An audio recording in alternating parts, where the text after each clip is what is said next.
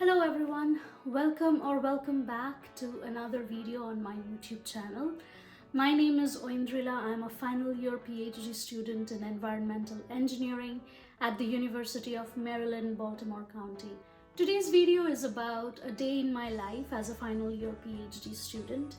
In my final year, I'm having to balance a lot of responsibilities, including data analysis and thesis writing, job hunting, maintenance and upkeep of several lab instruments, taking care of some of the experiments from my dissertation, as well as some of the last minute projects that I found really interesting and wanted to get involved with. And last but not the least, taking care of my mental health. So in today's video, you'll get a glimpse of how I balance a lot of these responsibilities, if not all of them. So get comfortable and like this video right away in case you forget later on. Leave a comment below if there are certain aspects of my day that you connect with.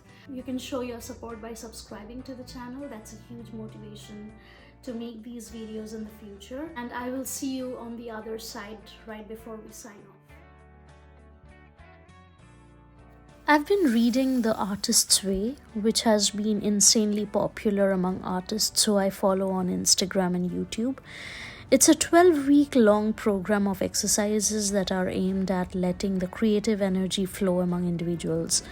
I do not want to be over-ambitious with this book, honestly, because in these critical months of my PhD journey, it's hard for me to take out the time for the whole program and implement it diligently. But at the same time, I want to read this book at least once to get acquainted with the kind of lifestyle one must have to live a creative life and get rid of some of the blockages that sometimes cloud my brain so much. And if you ask me, research has its own elements of creativity, and it needs a certain amount of energy and motivation to persist in the questions that you are asking and seek the answers following a chain of thought. But that creative mind needs nurturing every now and then, and you can feel blocked when you are getting into the routine of finding a job, writing dry bits of experimental results, showing up for meetings and carrying out lab chores. So this month, among many other things, I started writing morning pages, which is one of the things the book recommends its readers to do.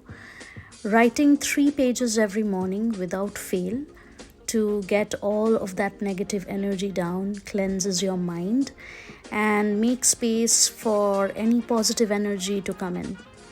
On an ideal day, I usually wake up around 6:30 a.m. in the morning, make myself a cup of coffee and head downstairs to the common area in my apartment building. The cleaning lady is usually the only one who hovers around in these hours. I collect my thoughts, grab a seat by the window and get into writing.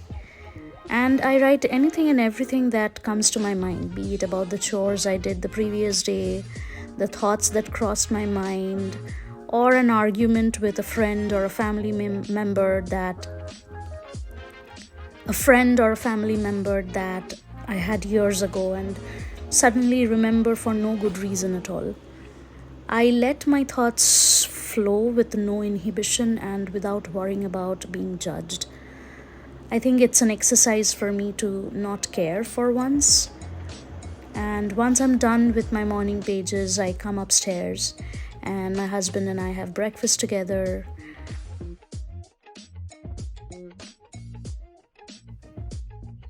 After that, we just get into work zone. First, I get some of the important emails out. These emails are usually those that need my immediate attention, like placing or following up on an order for lab supplies or research-related discussions with my advisor or lab mates. If there are no emails in these 2 categories, I usually try to get into writing as soon as possible.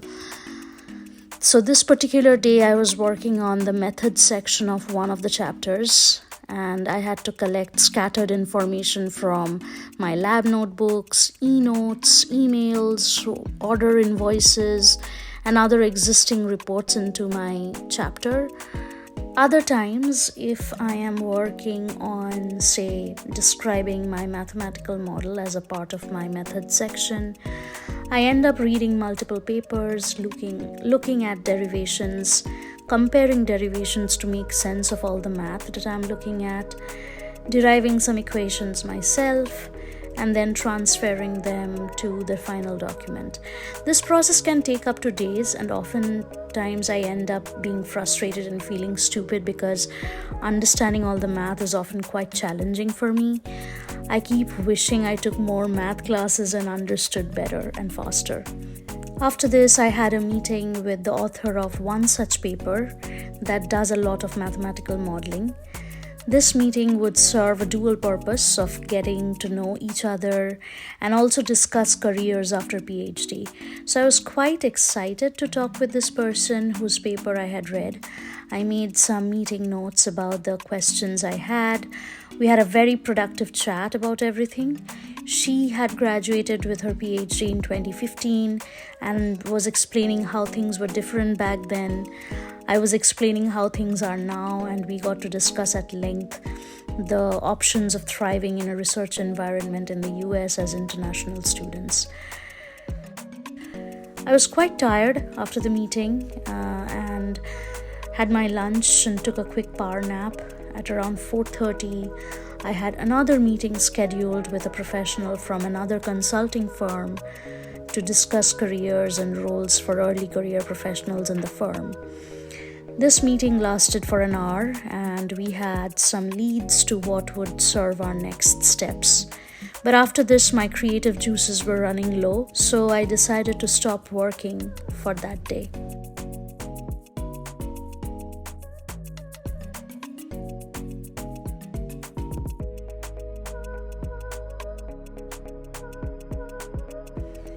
I've been trying to incorporate physical exercise into my routine lately, and I realize that it just uplifts my overall health and energy levels. So I headed to the gym, got some of that workout routine done, and soon it was time to wrap the day up with some TV series and dinner prep scenes. We were having some leftover pav bhaji for dinner that day.